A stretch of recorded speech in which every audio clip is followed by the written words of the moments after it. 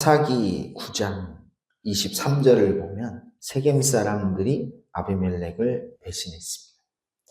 이는 아비멜렉에게는 매우 치명적인 일이었죠. 왜냐하면 사사기 9장 6절을 보면 그는 이 세겜 사람들의 도움으로 이스라엘의 왕이 되었기 때문입니다.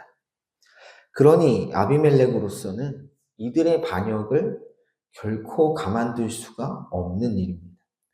왜냐하면 왕의 가장 최측근, 왕에게 있어서 가장 우호적인 집단이 반역을 일으켰으니까 이것을 그냥 두면 또 다른 어디서 반기를 들지 알 수가 없는 일이기 때문이죠.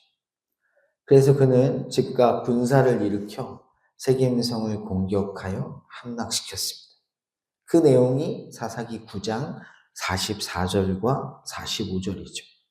아비멜렉과 그때는 돌격하여 성문 입구에서는 두 무리는 밭에 있는 자들에게 돌격하여 그들을 죽이니 아비멜렉이 그날 종일토록 그 성을 쳐서 마침내는 점령하고 거기 있는 백성을 죽이며 그 성을 헐고 소금을 뿌리니라.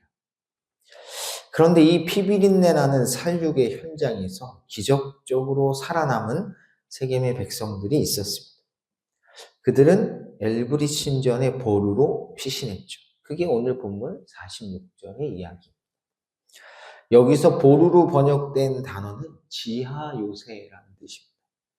따라서 살아남은 백성의 백성들은 신전 밑, 저 땅속 깊은 곳으로 숨어 들어간 것입니다. 하지만 아비멜렉은 그들이 숨은 곳을 찾아냈고 그는 손에 도끼를 들고 나무를 베니다. 그리고 군사들에게 명령하죠. 너희는 내가 행하는 것을 보나니 빨리 나와 같이 행하라. 무슨 소리예요? 빨리 도끼 들고 나무 해오라는 것.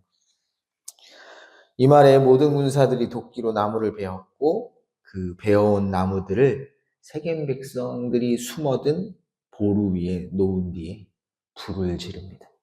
모든 백성들도 각각 나뭇가지를 찍어서 아비멜렉을 따라 보루 위에 놓고 그것들을 얹혀있는 보루에 불을 놓으니 결국 그곳에 숨어든 백성 1000여 명이 모두 불에 타서 죽습니다.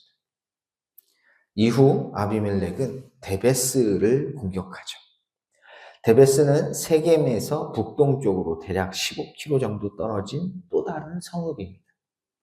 아비멜렉이 이곳을 공격한 정확한 이유가 성경에 나오지는 않지만 아마도 세겜성과 함께 반역에 동참했던 것으로 추정됩니다.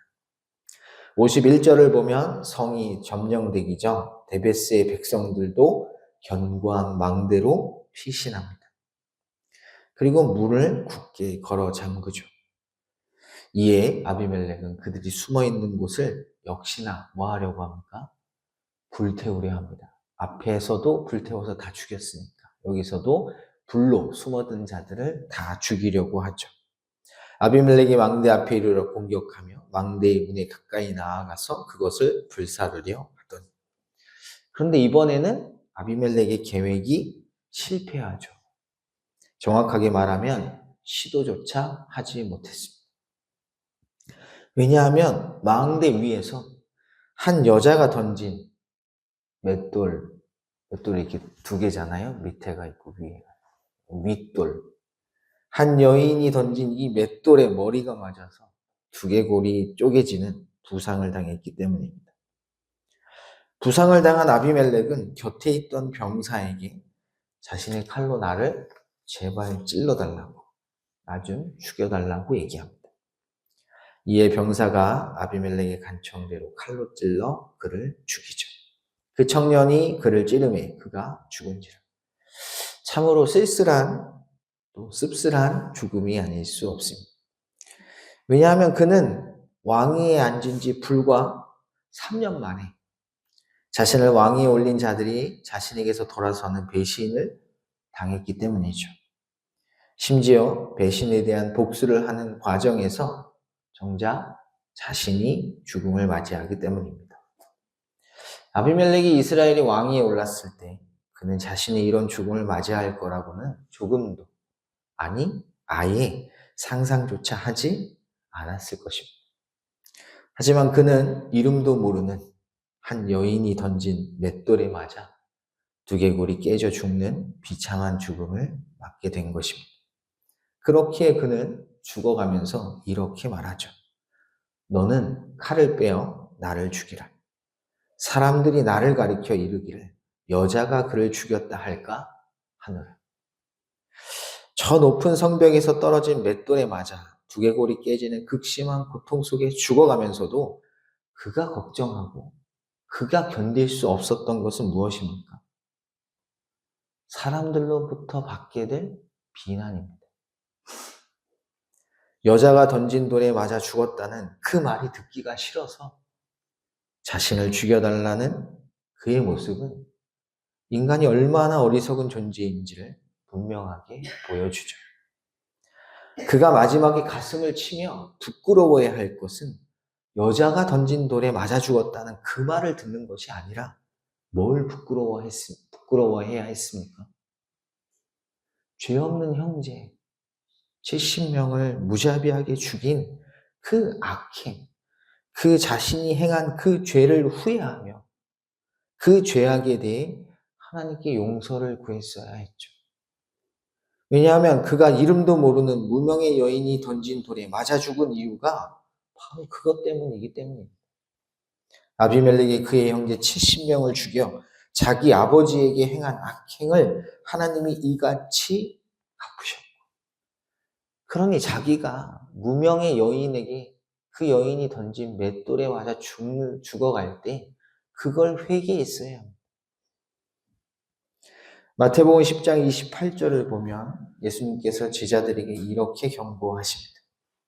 몸은 죽여도 영혼은 늑이 죽이지 못하는 자들을 두려워하지 말고 오직 몸과 영혼을 능히 지옥에 멸하실 수 있는 이를 두려워하라. 오직 몸과 영혼을 능히 지옥에 멸하실 수 있는 분, 그분이 누굽니까? 하나님이시죠. 오늘 하루 우리에게 주어진 삶 속에서 우리가 진정으로 두려워해야 할 것은 사람들의 비난이 아닙니다. 내가 견디지 못해 울분을 토해야 하는 것은 사람들의 손가락질이 아니라는 것이죠. 그런데 우리는 그 사람들의 말 한마디에 견디지를 못합니다. 화도 내고 흥분하고 그 사람들이 인정 안 하면 그게 그렇게 견디지 못하죠. 하지만 그것을 두려워하고 그것을 견디지 못해야 할 것이 아니라 하나님 앞에서 의롭지 못한, 여전히 죄의 종에서 헤어나지 못한 연약한 나의 믿음, 죄악된 모습 앞에 우리는 두려워해야 하고 견디지 못해야 하죠.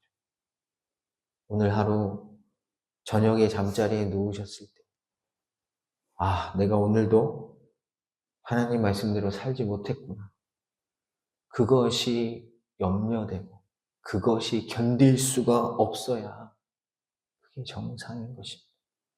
지나가는 사람 한마디, 인정받지 못한 그 한마디 때문에 분을 견디지 못해 흥분하는 것이 아니라 오늘도 하나님 앞에서 부족했던 나의 모습 앞에 가슴을 치며 애통해야 하는 우리가 되어야 합니다.